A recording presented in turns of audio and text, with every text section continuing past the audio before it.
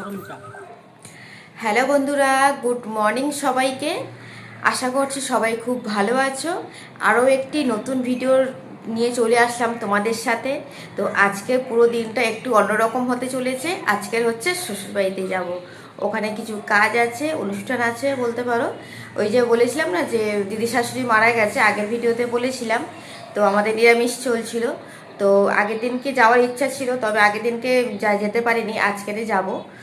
কারণ পমি আছে, কোথাও গেলে তো ওকে তো নিয়ে যাওয়া যাবে না সব জায়গায়, তো ওই জন্য আজকে যাবো। বাট আগের দিনকে হচ্ছে শ্রাদ্ধের কাজ ছিল, তো তখন যাওয়ার ইচ্ছা ছিল, যেতে পারিনি। আজকের নিয়মভঙ্গর দিন, তো আজকের হচ্ছে ওখানে যাব। প্রচুর আত্মীয় স্বজন আসবে, প্রচুর লোকজন আসবে, সবার সাথে আলাপ হবে আর সমস্ত কিছু তোমাদের সাথে শেয়ার করব। তো ভিডিওটা স্কিপ না করে পুরো ভিডিওটা দেখতে থাকো। আশা করছি আজকের ভিডিও কিন্তু দারুণ লাগবে। তো এখন ঘুম থেকে উঠেছি, বিছানা এখনও গোছাবো, কিছু কাজকর্ম করে নেব।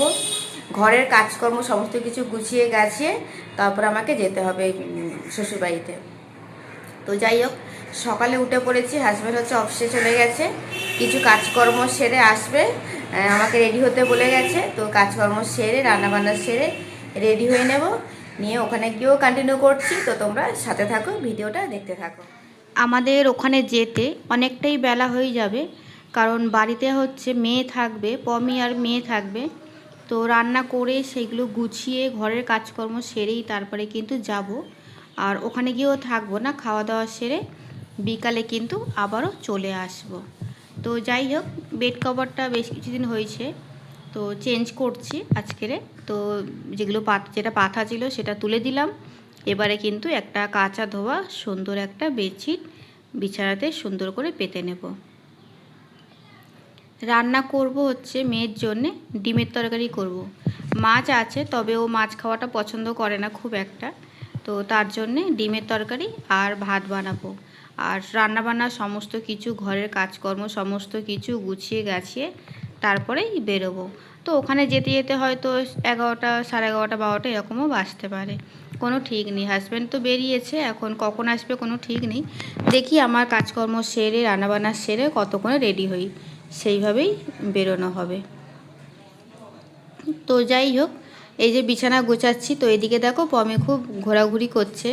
আর যখনই আমি বিছানাটা গোছাই বা ভালো চাদর পাতা হয় বিছানায়, ও কিন্তু আগেই ওঠার চেষ্টা করে। যেই সময়টা দেখে আমি চাদরটা চেঞ্জ করে নিয়েছি, ভালো চাদর পাতা হয়ে গেছে, ওই সময়টায় কিন্তু লাফালাফি করে বিছানাতে ওঠার জন্যে।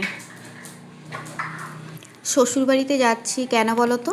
আমার দিদি শাশুড়ির কাজ আছে। তো আমাদের ওই যে বলেছিলাম না আগের ভিডিওতে, নিরামিষ চলছে। তো দিদি শাশুড়ি মারা গেছেন, তো নিরামিষ চলছিল। আগের দিনে হচ্ছে শ্রাদ্ধের কাজ হয়ে গেছে, তো ওই দিনকে কিন্তু যাওয়ার ইচ্ছা ছিল। যেহেতু পমি আছে এখন, তো সব জায়গায় এইভাবে তো যাওয়া যায় না।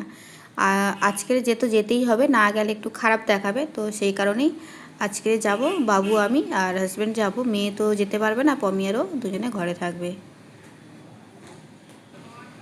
তো বিছানাটা আমার গোছানো হয়ে গেছে, বেশ কাঁচা ধোয়া বেডশিট পেতে নিয়েছি।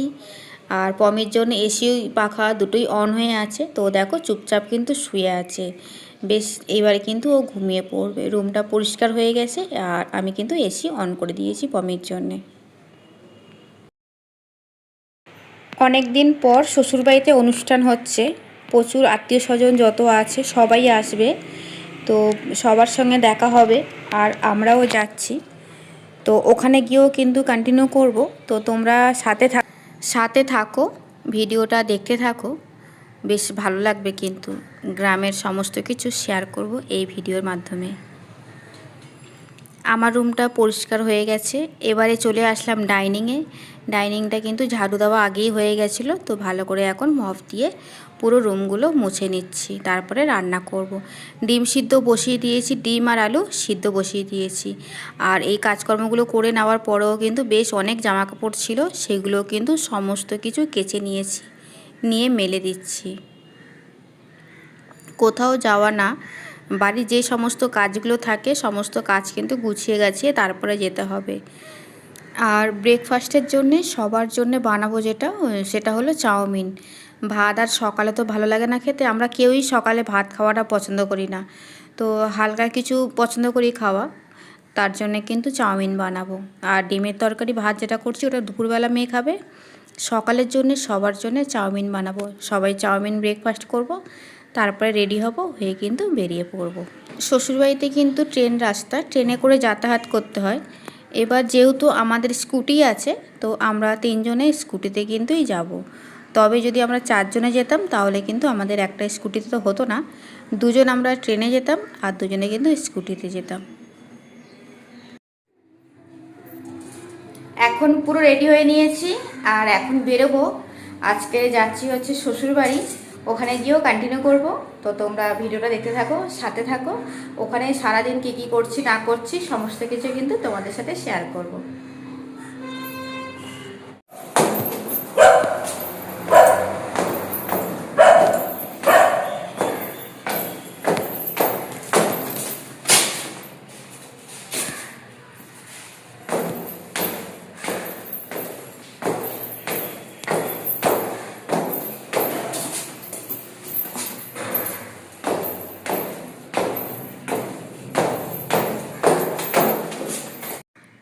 অনেকটাই লং রাস্তা, তাও কিন্তু আমরা স্কুটিতে যাচ্ছি চাপাচাপি করে, জায়গা আমাদের হয়ে গেছে।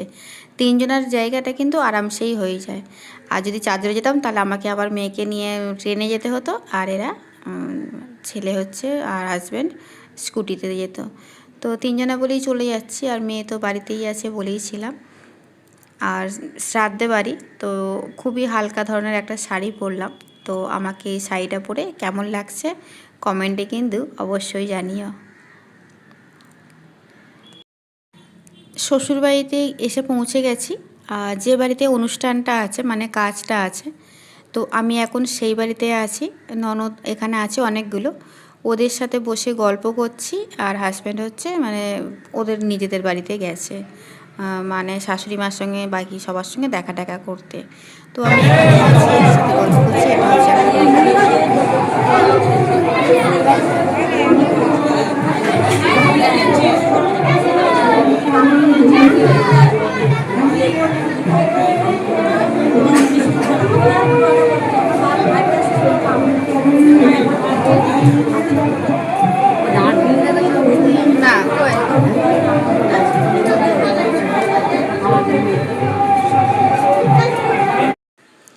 বেশ অনেকটা সময় এসে এখানে সবার সাথে বসে গল্প করছিলাম। তারপরে কিন্তু আমরা খেতে বসেছি। প্রথম ব্যাচে না, এটা বোধহয় সেকেন্ড ব্যাচে বসলাম আমরা। হাজব্যান্ড, আমি, বাবু সবাই একসাথে বসেছি। তবে আমার ছেলে হচ্ছে খুব একটা খাওয়া পছন্দ করে না, অল্প একটু ডাল ভাত খেয়ে কিন্তু উঠে গেছে। পুরো যতটা মানে খাবার ছিল লাস্ট পর্যন্ত বসে কিন্তু খাইনি। ফার্স্ট ব্যাচেই মানে ফার্স্টের দিকেই শুধু ডাল আলু ভাজা দিয়ে ভাত খেয়ে উঠে গেছে। তো যাই হোক, এই যে ঘর বাড়ি আর এদিকে সব লোকজন সব বসে আছে, উঠানে কাজকর্মগুলো হয়েছিল, প্যান্ডেলে মানে বানানো হয়েছিল। খাওয়া দাওয়া শেষে এবারে চলে আসলাম মেজো দেওরের ছাদে। তো এখানে বেশ কিছু জন আছি, আমরা গল্প করছি। শাশুড়ি মা আছে, বাবু আছে, দেওরের ছেলে আছে। ছাদে এখন সবাই গল্প করা হচ্ছে। কিছুক্ষণ এরকম গল্প করে তারপরে কিন্তু আবারও বেরিয়ে পড়বো নিজেদের বাড়ি।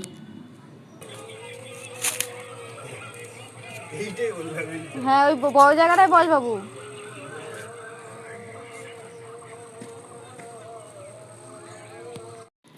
এদিকে সব ওই যে মানে জ্বালানি কাঠগুলো সব ছাদে গুছিয়ে রেখেছে, বড় জায়গা, রোদ প্রচুর।